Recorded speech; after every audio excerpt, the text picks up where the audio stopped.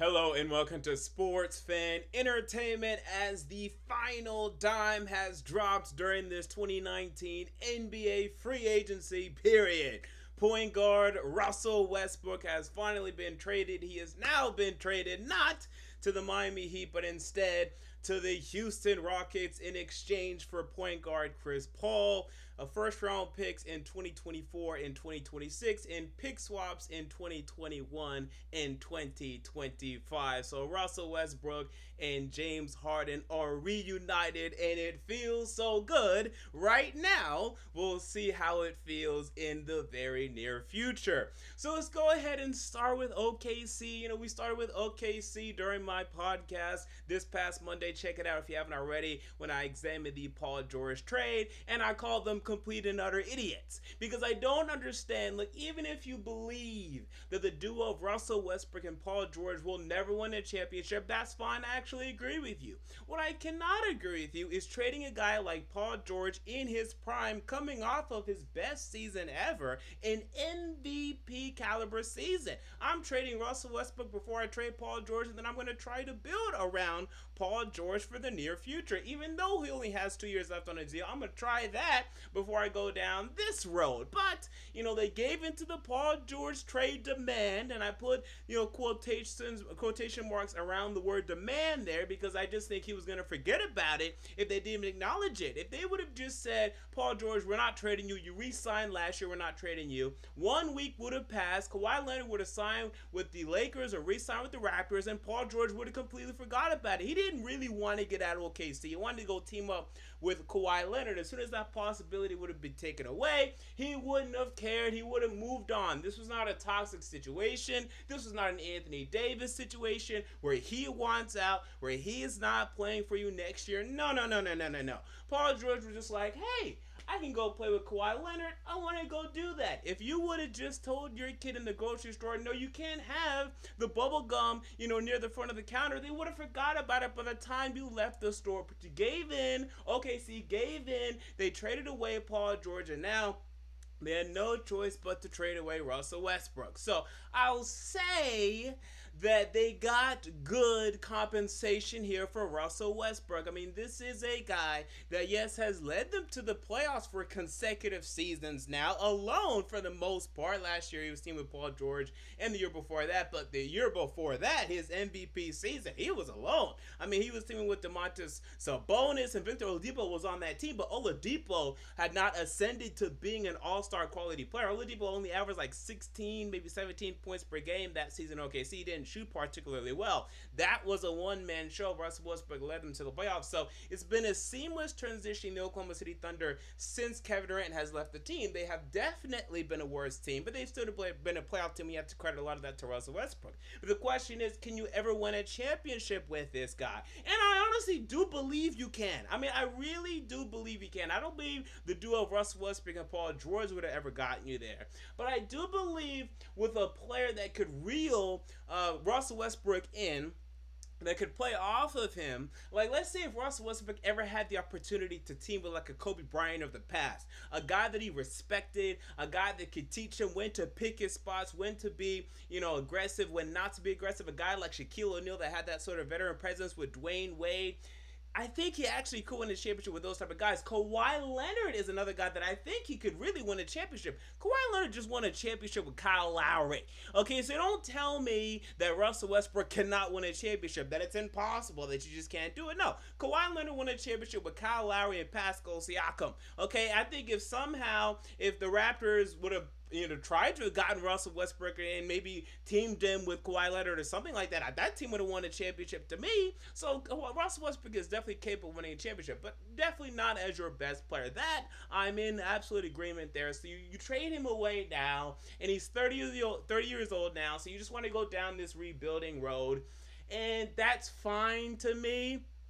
I mean, now you're going to really stink, okay, when you look at your team moving forward, because now you're going to have Chris Paul on your team, who, I mean, for now, I mean, the Thunder are looking to trade him. They're looking to move him. They may buy him out, but I doubt that because he still has $120 million left on this deal.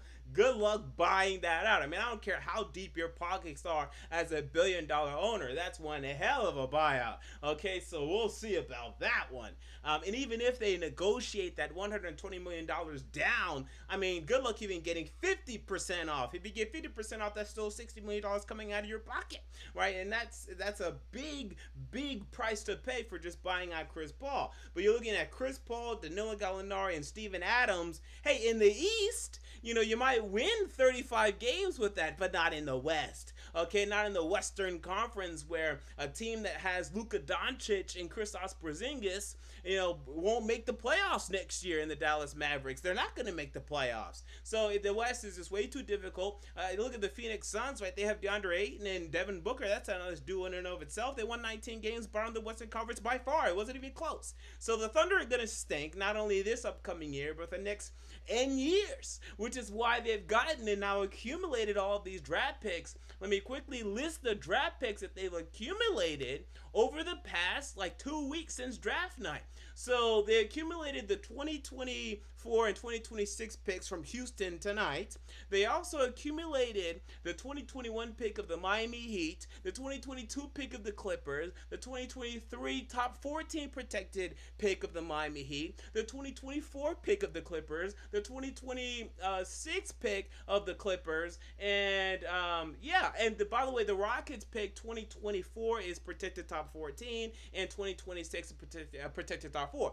And I'm just getting the information right now, and that's a little bizarre to me, specifically those Houston picks. So why are you allowing them to have protections on these picks? Now, we're going to get more information on these picks later. Sometimes, especially, lately in these trades, if the picks don't convey immediately, they convey the year after. They'll be protected for that first year and then unprotected for that next year, or maybe have different protections and then eventually unprotected. So I'll wait for more details on that. But, if you got 2 first-round picks that could end up being, let's say, top 5 picks or top 10 picks, then I guess you got equal value, I guess. But really, this is just more about, and I'm not even going to say I guess, you didn't get equal value. That's not equal value. Actually, let's get rid of that argument. I don't think that's equal value for Russell Westbrook. I really don't believe that. But what you're getting is now you can stink. Right, because if Russell Westbrook was going to be on your team next year, you were still going to win 35 games. I mean, I think you really were. With Russell, maybe let's say at least 30 though. With Russell Westbrook, Steven Adams, Danilo Gallinari, who led the Clippers to a bunch of wins, 48 wins. He was the best player on that team, and Lou Williams was a very close second, and they were a very balanced team. Don't get me wrong, but Danilo Gallinari, he was the guy, just as Clipper fans last season. So I think they still would have won at least 32 games, So, and with the new lottery system, you have a chance to win the lottery even with that. But now you're increasing your lottery odds not only for this upcoming year, but for the next N years until you actually get good again. So, am I okay with this trade? Still no. I just don't know why you're hitting the reset button. It just doesn't really make sense to me. Overall, no. If I had to grade it, I'll give you a C-. I understand there's some merits to this, but I just don't know why. I just really don't know why. And you're going to go down this road, and look, you went down this road. Now, you didn't have all of these picks that you had, then, or that you have now, but I mean, you drafted Kevin Durant, you drafted Russell Westbrook, you drafted all of these guys, Serge Ibaka, James Harden.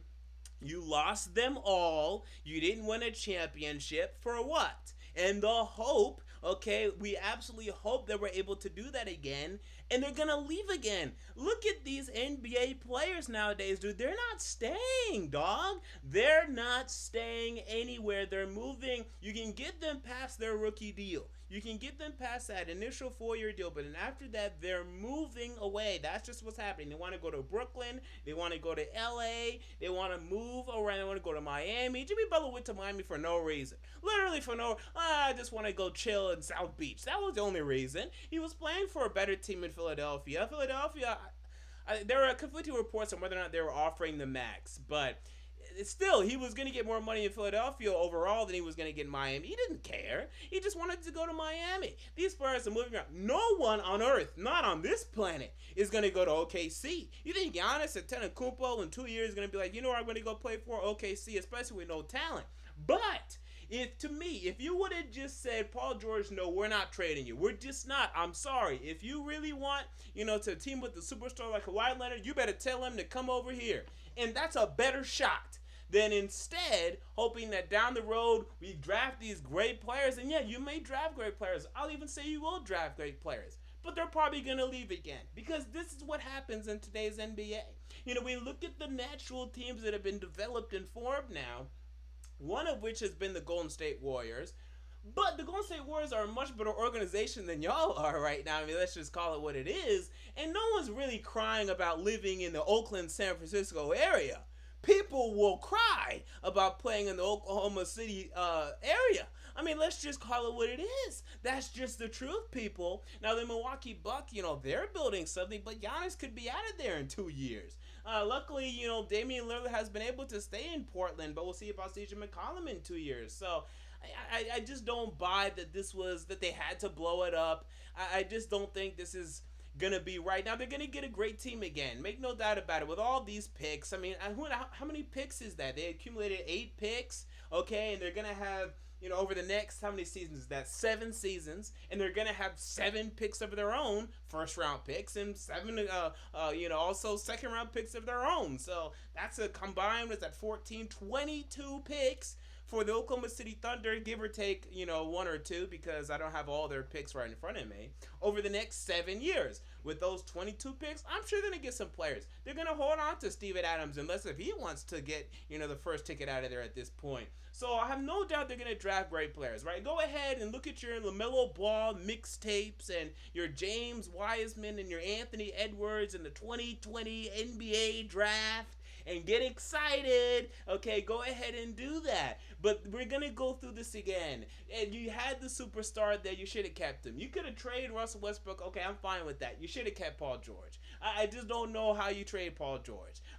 That trade demand, it was BS. He didn't want out of OKC. He just got an opportunity. He wanted to take it. If you would have told him no, he would have moved on. Look at what the Lakers did with Kobe Bryant. Kobe Bryant wanted out from the LA Lakers in, I want to say, 2006, right? He wanted out. He was done with the franchise. They said, nope.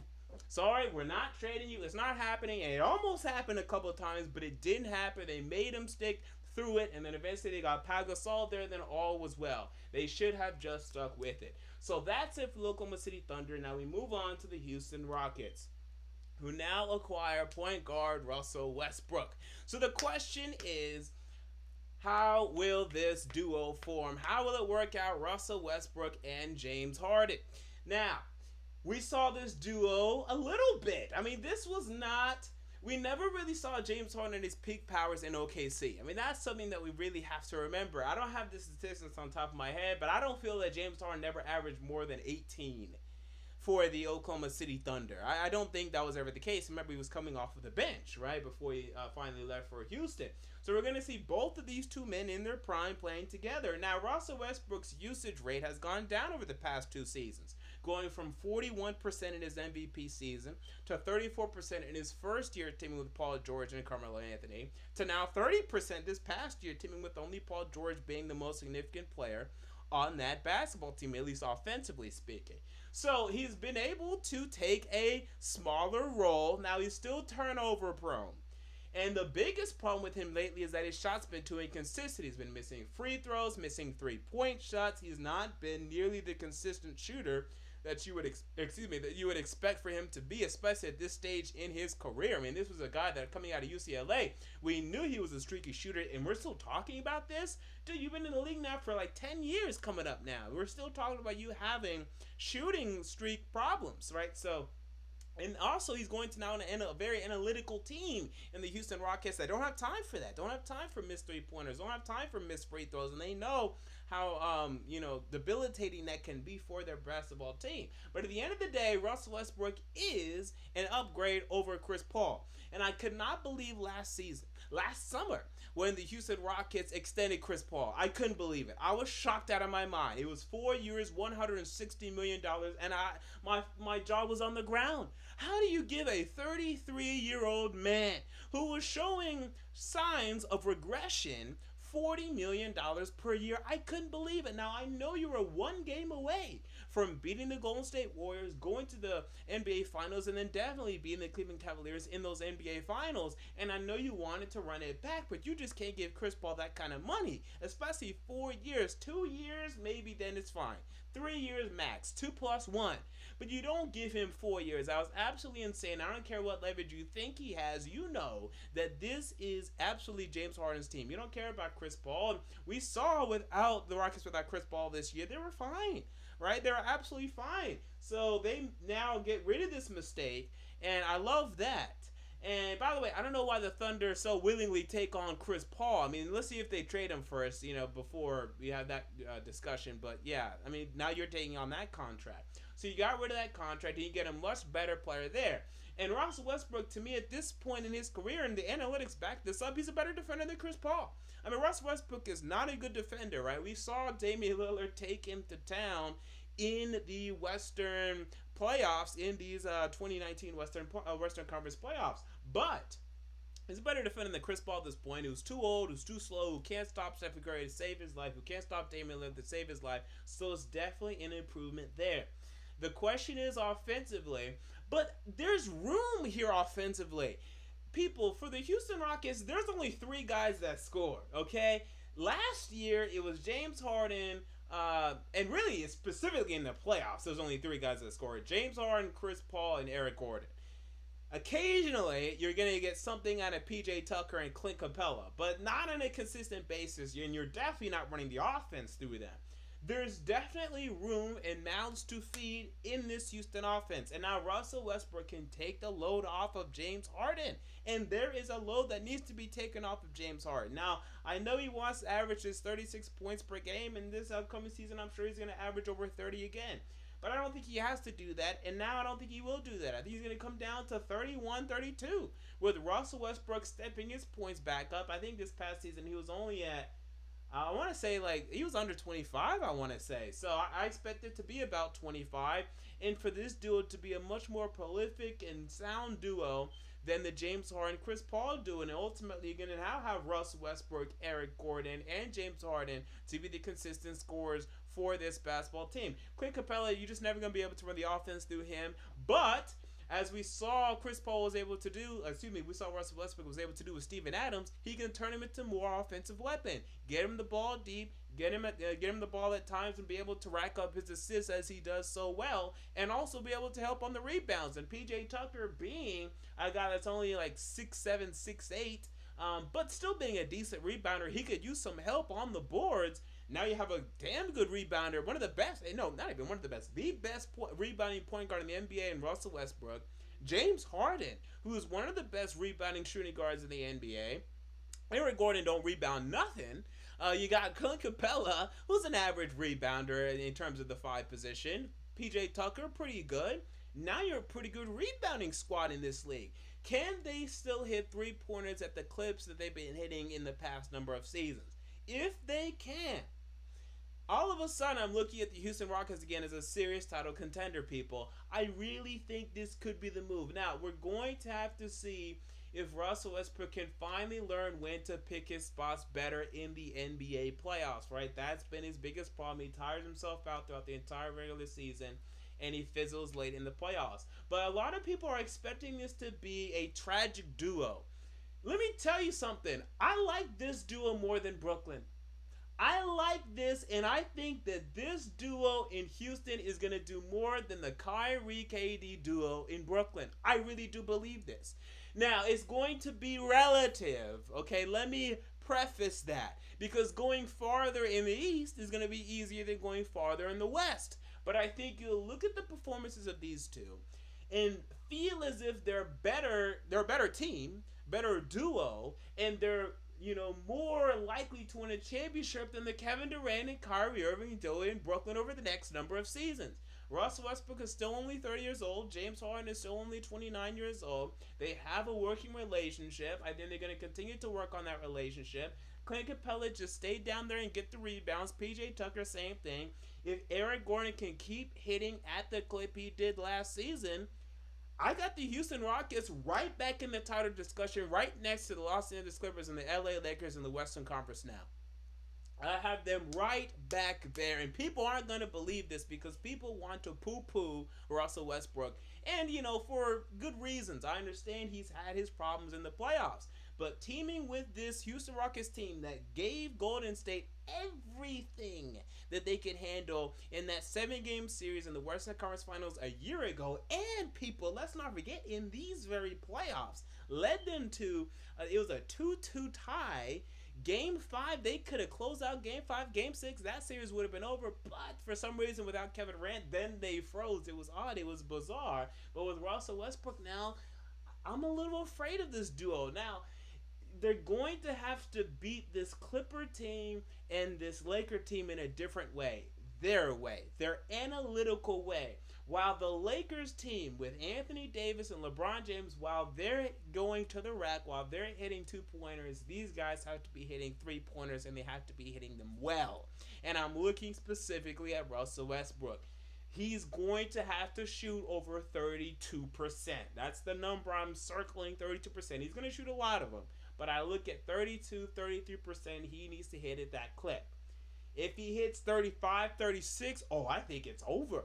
I think this team wins because they're going to continue to run their system, continue to hit their threes. Austin Rivers off of the bench, Gerald Green off of the bench, and they're just going to be scoring threes while everyone else is scoring twos, and I think it's going to be a big problem. And you also look at Golden State.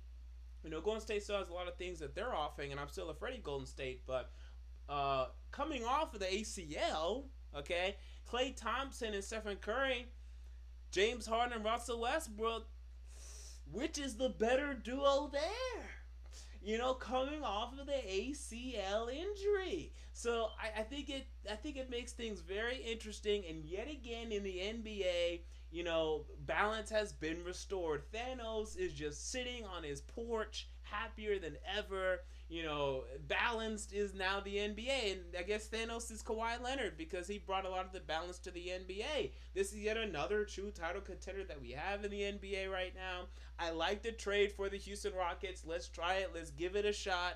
The only other player that I think I would have preferred for them to trade, but apparently he really hasn't been on the trading block, was Bradley Beal. If they could have got Bradley Beal, I would have loved that for the Houston Rockets team. I would have played James Harden at the point, Bradley Beal at the 2.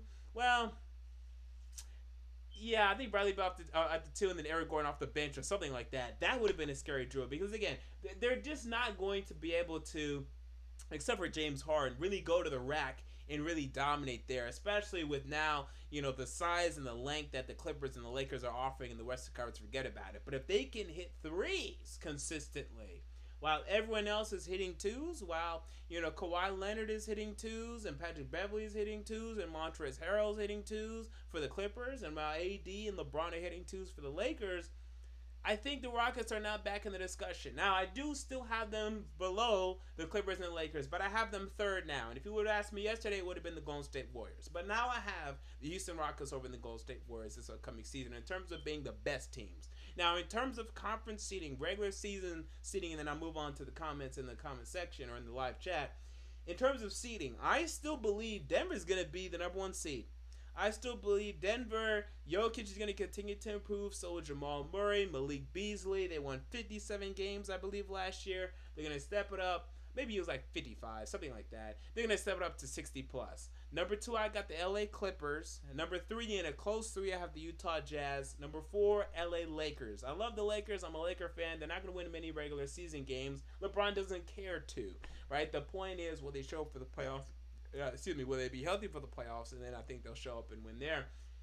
And then 5th seed, and you know what? Actually, I might revise that as I sit here. I might now have the Rockets over the Lakers in the regular season.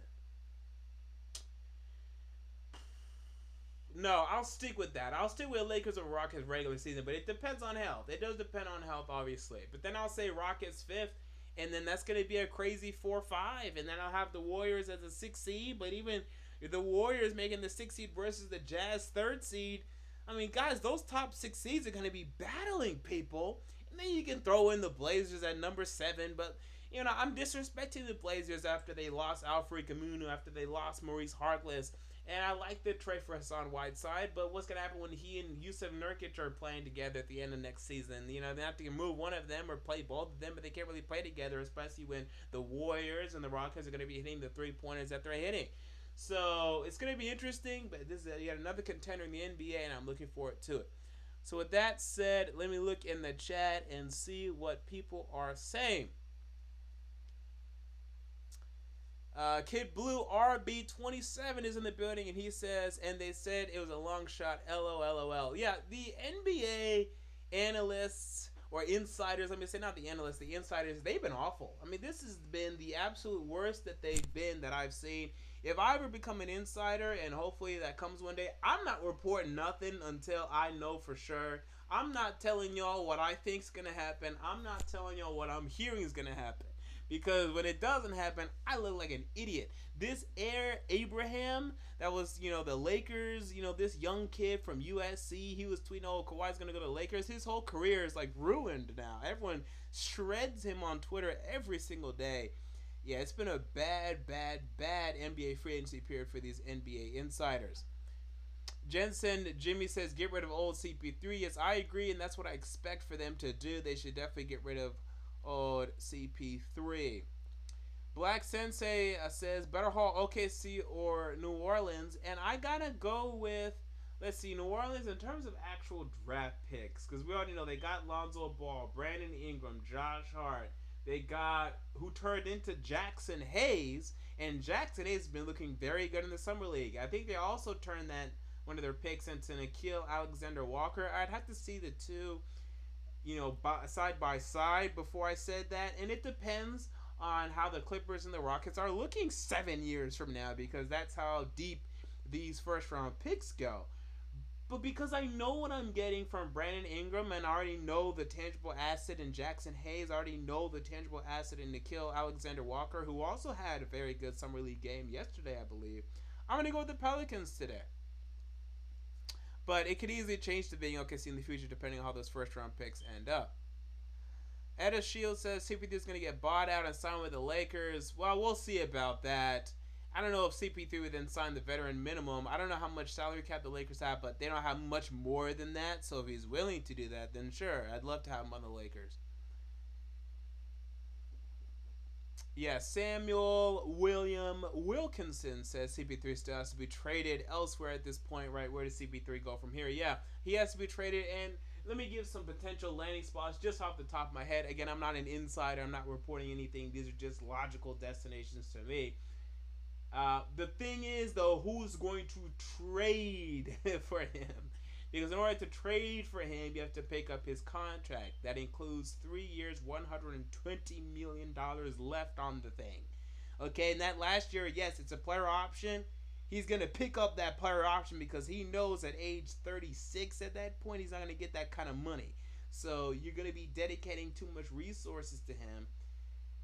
I don't really know a team that would do that. It'd just be a team that's desperate, that they believe making that one move would, turn them into a title contender, and I don't really know what team that would be. I'm even surprised that OKC did this deal. We were discussing this deal in my podcast the other day, and I was like, well, it makes sense for OKC to do this deal, and it makes sense for the Rockets to do this deal, but I don't know about OKC picking up Chris Paul. So I don't really think any team, but we'll see. The trade market will be developed over the upcoming hours and certainly days. Bacon Football says it's not going to go very well for the Rockets to ball hawks. They got a huge haul for Paul. Now, yes, you look at it and you say 2 ball hawks. Yes, but look at the Houston Rockets team. Dude, they're a 6-man team. They only got 6-7 players on that team. They got James Harden. Now they have Russell Westbrook, Eric Gordon, PJ Tucker, Clint Capella, Austin Rivers. That's it. Iman Shumpert. Gerald Green, I mean, they're gonna get barely any minutes anyway. You can deal with two ball dominant players on this kind of team. Now, if you're looking at a team like the Philadelphia 76ers, okay, now that's a team that has to worry about how they're divvying up the ball because Embiid wants the ball, Horford wants the ball, a decent amount. Josh Richardson, he wants the ball. Make no doubt about it. Josh Richardson wants the ball. Simmons wants the ball a decent amount. So that's a team we have to worry more about that. But the Rockets, they're only a 7-man rotation, so they can definitely have no problem getting the ball to both Westbrook and Harden. I don't think that's a problem at all. Let's see what else do we have here.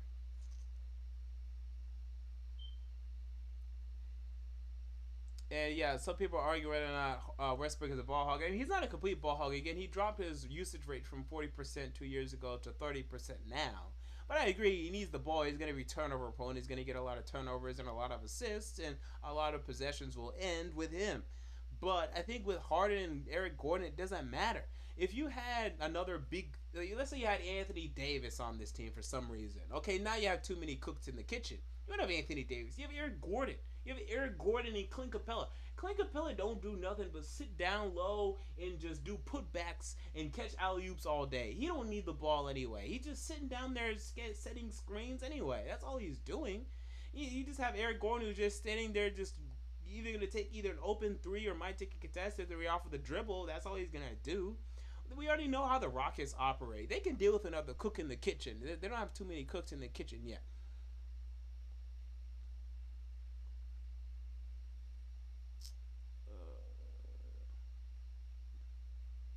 Yeah, Samuel William Wilkinson says Ibaka gone, KD gone, Harden gone, now Russ gone. Yeah, OKC messed that up.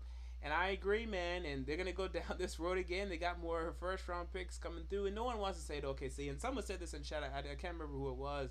But maybe they should go back to Seattle. I mean, the people of Oklahoma City will not love that. But look, these NBA players, they're pretty spoiled at this point. Dude, they don't want to go to OKC. Okay, I mean, they just don't want to do it. I don't want to go to OKC. I'm a young professional in this world that's looking for, where he's going to live for the rest of his life, or at least for the next stage of his life, and OKC is not on my radar. So I don't blame NBA players for not wanting to live in OKC.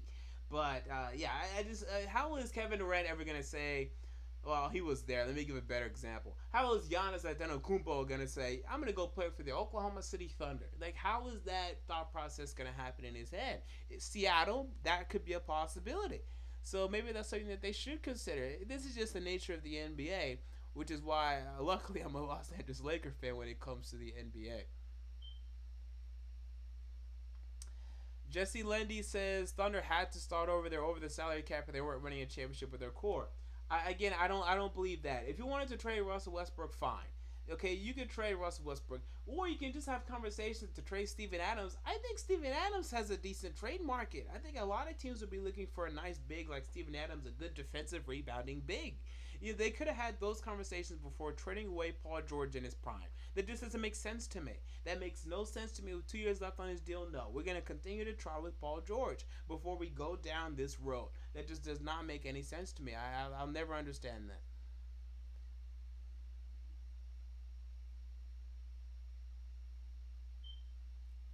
And Tucker John says George didn't want to say an OKC. BS. I'm calling BS on this. He played a year, a whole calendar year in OKC. He then said, I love OKC. Wrote a letter saying, I love OKC. This is great. Russell Westbrook's great. Blah, blah, blah. I'm extending. After 1 year playing in OKC. He plays this year. We don't hear nothing. All of a sudden, oh, he's gone.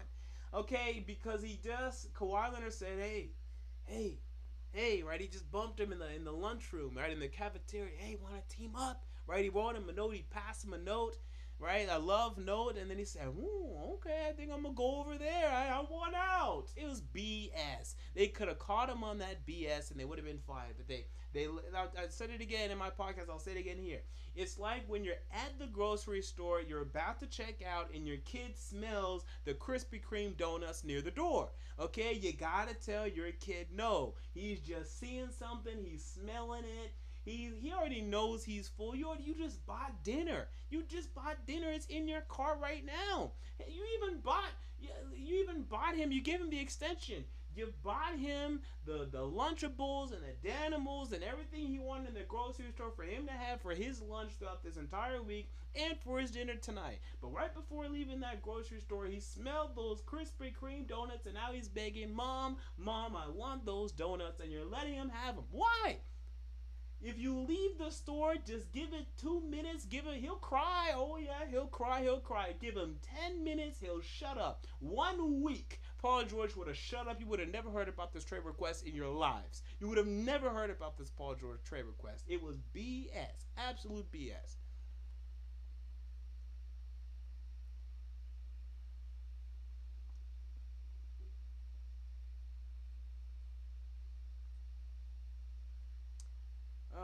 What else do we have here? Uh,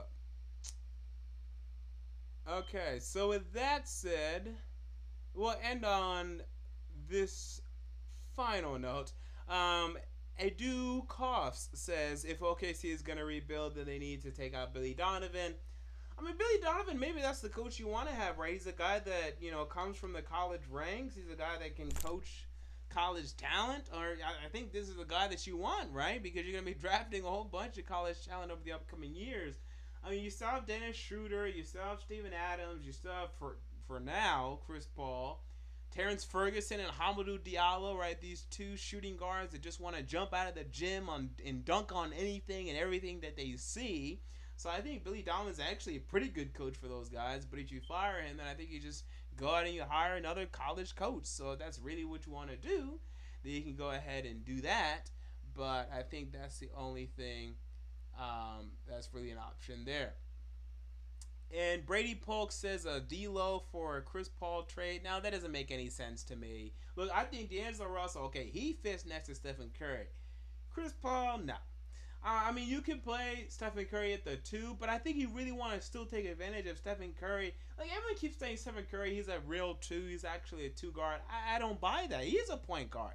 He's a modern point guard, right? He's a point guard that, can shoot, the lights out of the building, but he's a great passer as well. He's a guy that averages over 6 assists every year, year in, year out. Even gets like 8 assists. Has constant double-doubles. Even rivals triple-doubles, if not getting triple-doubles as well. He still has a lot of playmaking ability that you want to take advantage with him at the point guard position. Getting Chris Paul, that takes a lot of that away.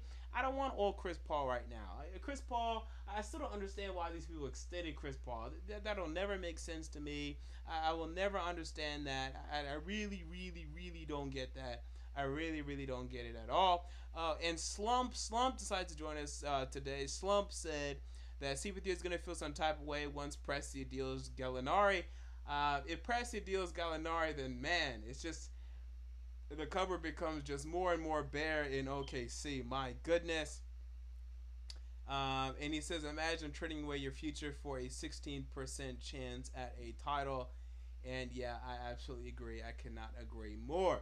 So with that said, that ends this live stream as the Oklahoma City Thunder trade point guard Russell Westbrook to the Houston Rockets. What were your thoughts on this trade? Comment down below. I want to know. If you enjoyed the video, make sure to like, comment, and most importantly, to subscribe. And until next time, this has been MJ of Sports Fan Entertainment, and I'm out. See you all later.